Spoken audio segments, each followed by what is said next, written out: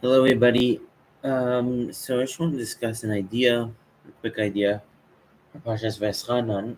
Um, we know that the we have in this parsha, um, the parsha we have Shema Yisrael, which is basically very famous, and the idea of it being that we have this idea of Yichud Hashem, where we dedicate ourselves to the simply speaking, belief of Yichud Hashem.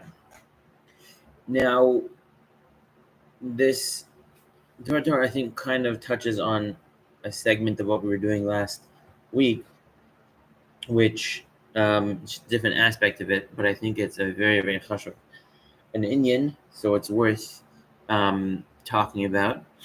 And it is the following inyan. There's a Gemara in Maseches Brachos that you see here, and the Gemara is discussing the machlokes between Rabbi Shimon ben Yochai and Rabbi Shmuel concerning whether an individual should work and learn, or he should only learn, right? Or he should only work, or whatever, right? So the Gemara says that look, Rabbi Shmuel says, Yochad during Zantalom or Safta de Ganecha, Haneg ben Minak Dercheretz, the Rabbi Shmuel. So essentially, Rabbi Shmuel says that the fact that in V'haya im Shemoah, which is the second paragraph of Shema, it says there, V'asata de Ganecha, you should gather your crops. So you see that the Torah wants you and a person to work, right? To go out to the field and plant, and then the guy can gather his crops. So Rav Shimon ben Yochai has a fascinating response. He says, look, Shimon ben Yochai Omer, is it possible that a person is going to, in every single season and work they need, so he plows when it's time to plow, and he plants when it's time to plant, and he cuts when it's time to cut, and he grinds right and all different things. So then right? What about Torah? When is learning going to get done? Right? If you say you have to work, so there's not a good way to balance it. When Jewish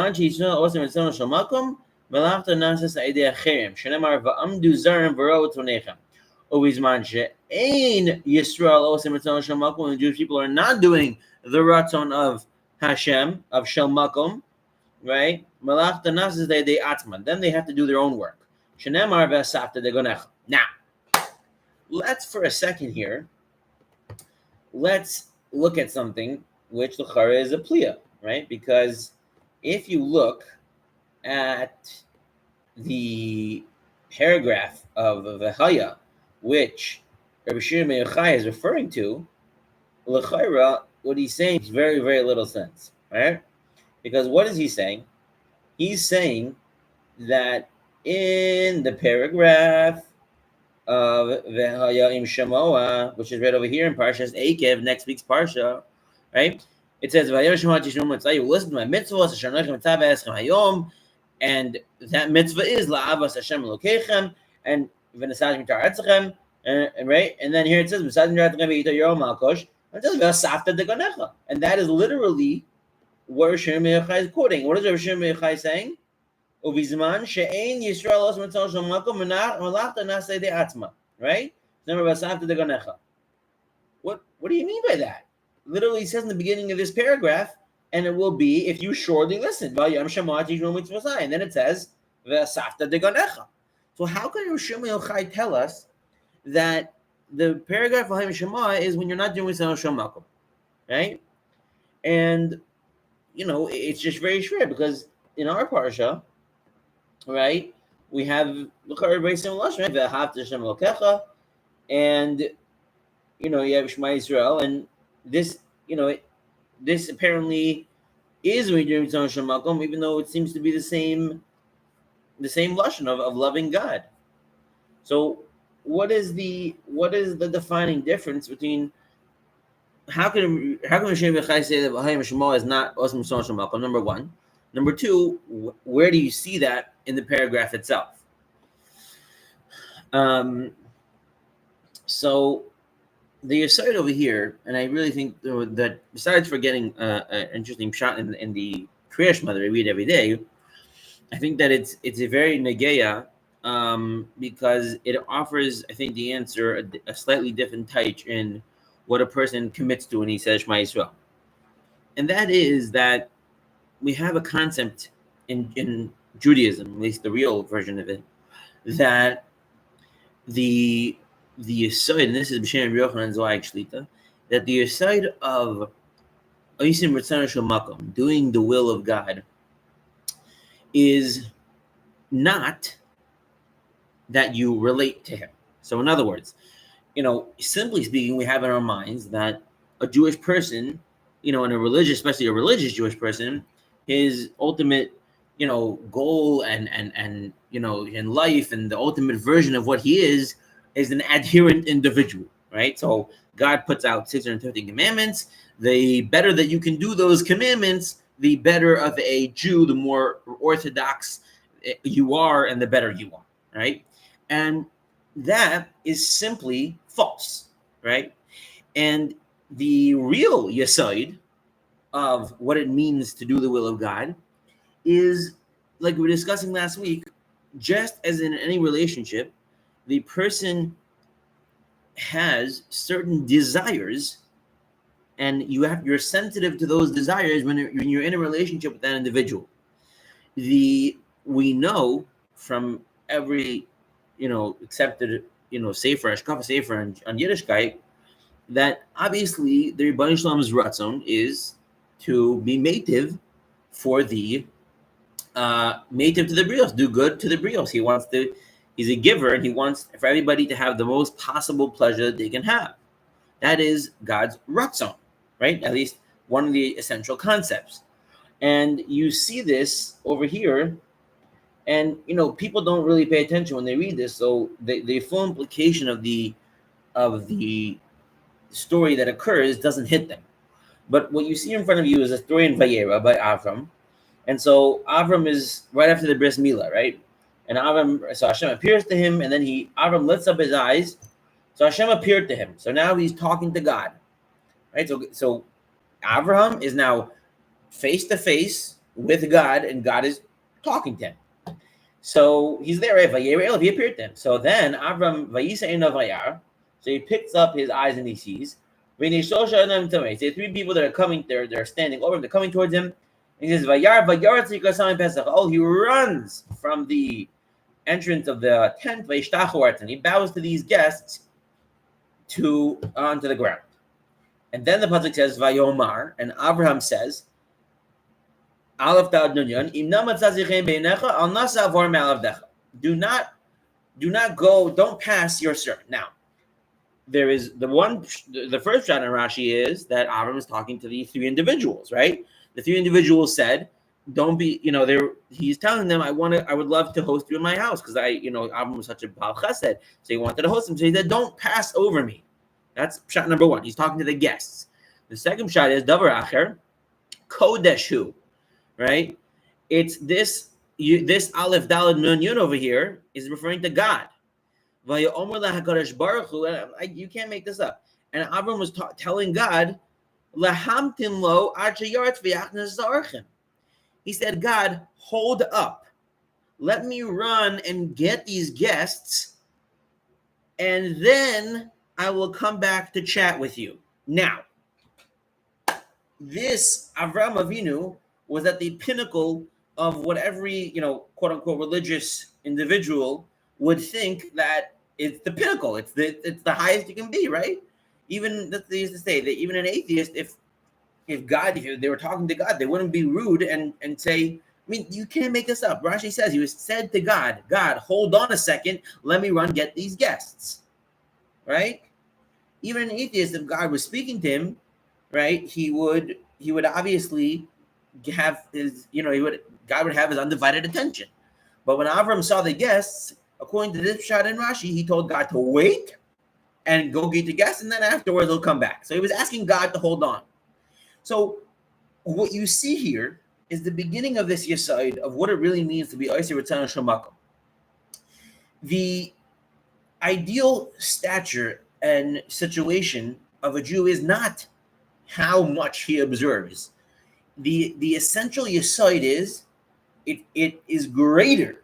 And this is a Chazal. Chazal say Gadol Hachnasas Archim Yoser mi Kabbalas Pnei Shechina.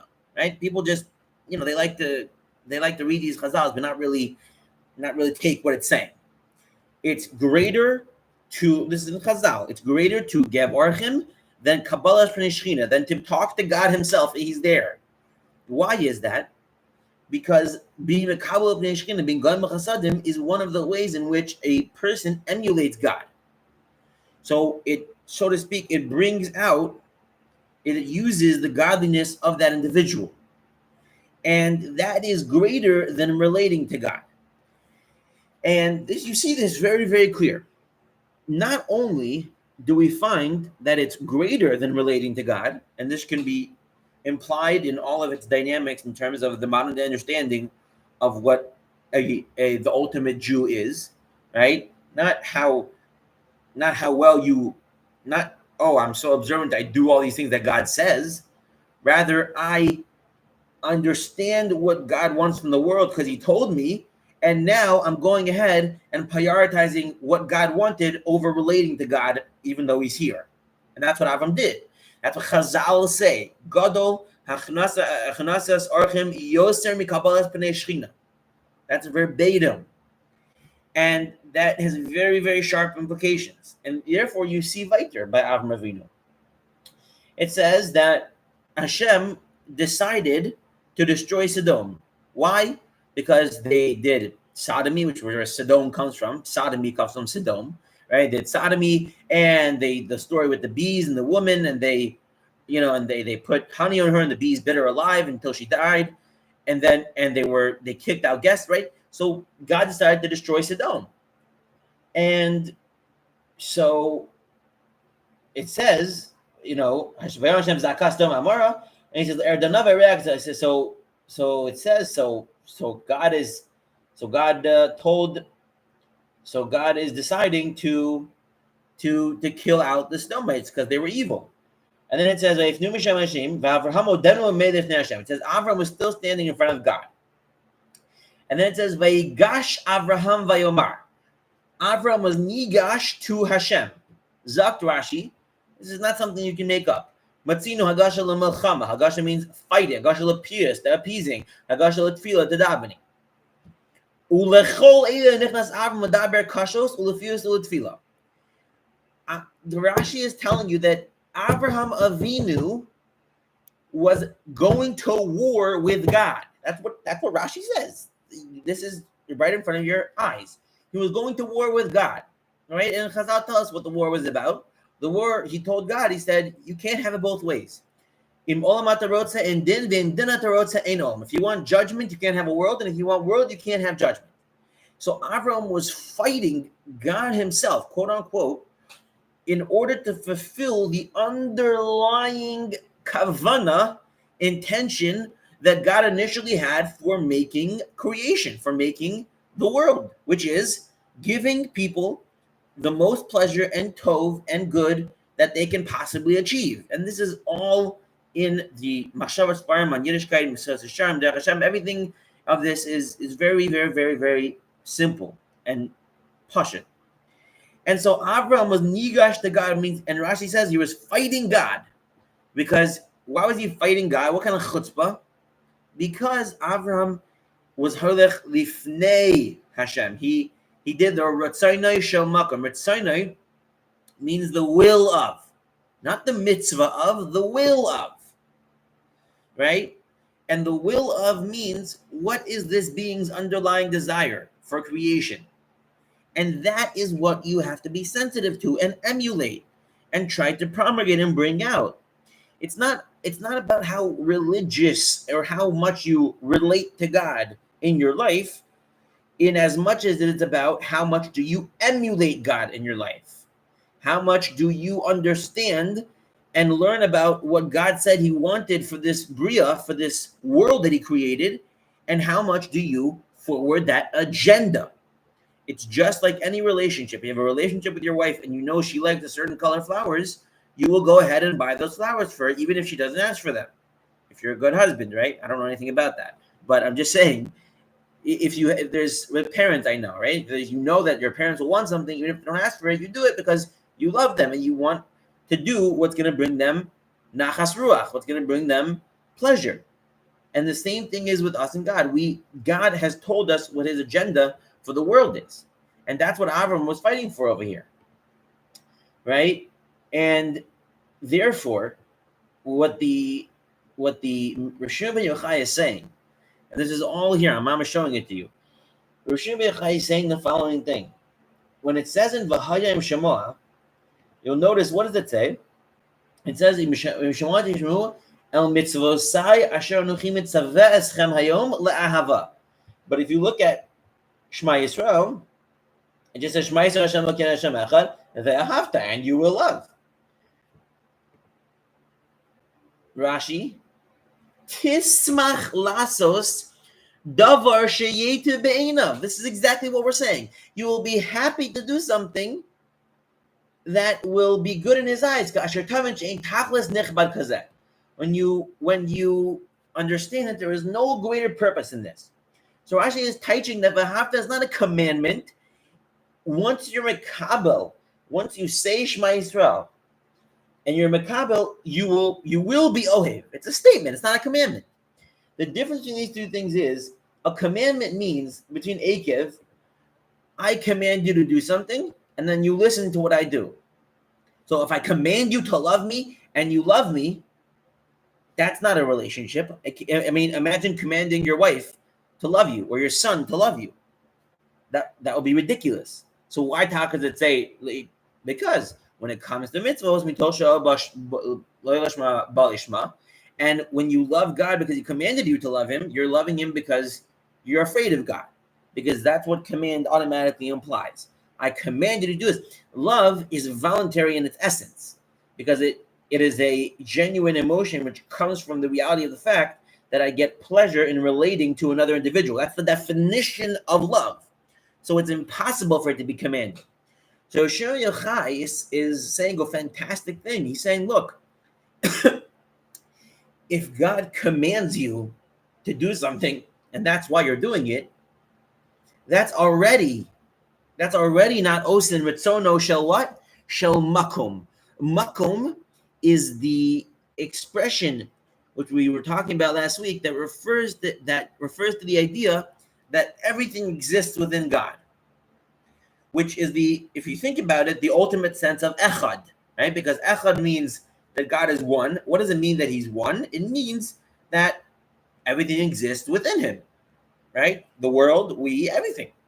So the new touch of what it means when you say Shema Yisrael is you're committing to being sensitive to the Ritzono Shel Makom, to the agenda, God's desire for the world. You're not committed to doing things that God told you to do, which allow you to relate to him, which is great, but that's not the ultimate. That is not the ultimate level. That's what Rishon ben Yochai is telling us, right? The guy who learned in the cave for 17 years straight and burned people with his heat vision, right? He's telling you that, okay, look, if God commanded you to do something, you do it. So that's wonderful. And vasafta degonecha, you'll be left to the throngs of regular nature and teva, and you'll have to go ahead and work your fields, and that's going to be that. But if you're osin ritzono shel makom, if you're doing the will of, you're sensitive to the agenda of the God in which everything exists within him, which means that he is the only thing that really does exist. He's echad. If you're doing that agenda, and you love him as an automatic response, not as a commandment, then malachta nasa sayidei acherim. Your melacha, your work will be done through other people. Now, without getting into that Gemara, the fact of the matter is that that's an extremely high darga, and of course, therefore, most people who would try it, it wouldn't go, because it by definition can't be tried. It has to be a level which a person reaches organically, in which he says, I love God so much, I want to sit and learn all day and figure out, what his world is about. What does he want from us? What is his ratzon? Which is what the Torah is. It's God's ratzon. So that is the major yesod. The major yesod over here is that it is greater to emulate God and to forward his agenda for the world, which, as we have already stated, and we see from Avram Avinu, from Gilei Shechina, is to do good for his brios, for his creations. That is greater than relating to him and everything that goes into that. That is greater than that. And that is what you're committing to in Shema Yisrael. You're committing to doing the ratzon, the will of Makom, the God which we refer to in as the place, because we understand that everything exists within him, which is the ultimate sense of him being Echad. Okay, have a wonderful, wonderful Shabbos. I hope this was insightful.